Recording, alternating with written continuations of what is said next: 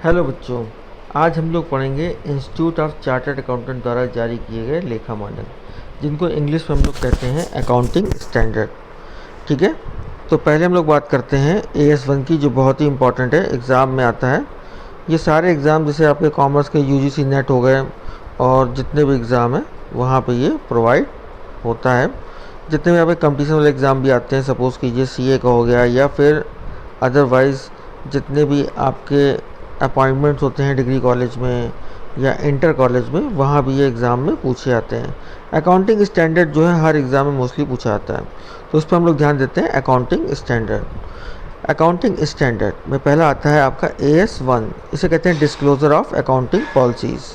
Number 2 है आपका valuation of inventories, इसे कहते हैं AS2। ठीक है, नंबर 3 आता है आपका कैश फ्लो स्टेटमेंट, जिसे कहते हैं AS3। तो AS1 क्या है? डिस्क्लोजर ऑफ अकाउंटिंग पॉलिसीज, बहुत ही इंपॉर्टेंट है। AS2 क्या है? वैल्यूएशन ऑफ इन्वेंट्रीज, ये भी बहुत ही इंपॉर्टेंट है। और AS3 क्या है? Cash flow statement. नेक्स्ट आता है आपका AS4।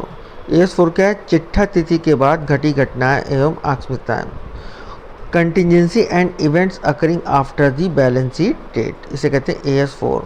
नेक्स्ट आता है आपका AS5। AS5 क्या है?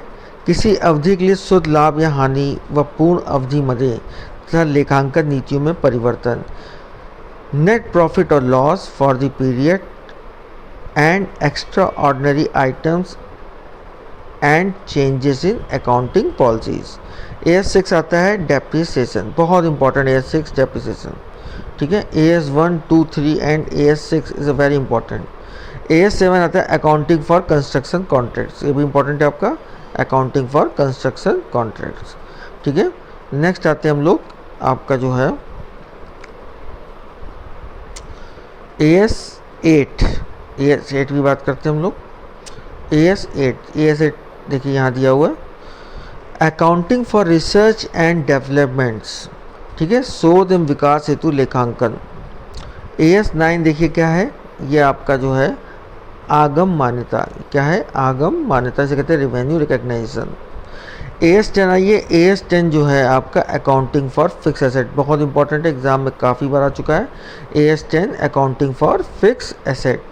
AS11 जो है यह है accounting for the effect of changes in foreign exchange rate, ये दिया हुआ है, accounting for the effect of changes in foreign exchange rates, इसे कहते हैं विदेशी विनिमय दरों में परिवर्तन के प्रभाव हेतु लेखांकन। ठीक है, AS12 आपका है, कभी कभी एग्जाम पूछ लिया जाता है, इंपॉर्टेंट है, अकाउंटिंग फॉर गवर्नमेंट ग्रांट्स, सरकारी अनुदानों हेतु लेखांकन। नेक्स्ट आइए AS3 आता है, AS3 आपका है accounting for investment. Next AS14, ये भी इंपॉर्टेंट है, अकाउंटिंग फॉर अमलगमेशन। नेक्स्ट आता है आपका AS15। AS15 क्या है? Accounting for retirement benefits in the financial statement of employers, नियोक्ताओं के वित्तीय विवरणों में सेवानिवृत्ति लाभों के लिए लेखांकन। ठीक है, चलिए नेक्स्ट आते हैं आपका, नेक्स्ट है आपका बोरिंग कॉस्ट, ये क्या कहलाता है आपका? देखिए AS16 कहलाता है बोरिंग कॉस्ट, ये दिया हुआ है, ध्यान दीजिए, बोरिंग कॉस्ट।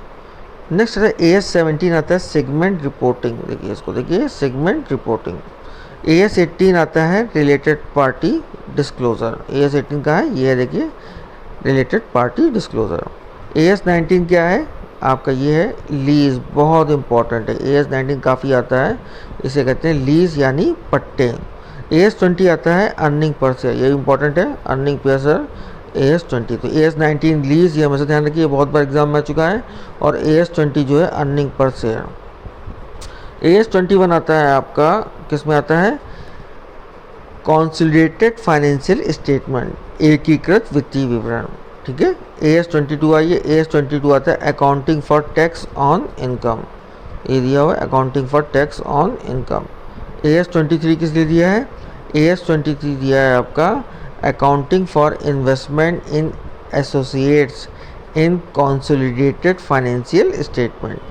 ठीक है, AS24 आइए, AS24 क्या दिया हुआ है?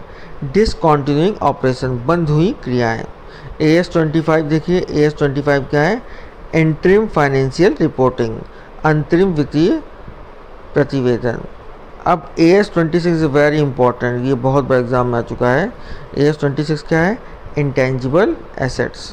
तो AS26 है आपका इंटेंजिबल एसेट्स, ये बहुत इंपॉर्टेंट है, इसको याद कर लीजिए। AS26।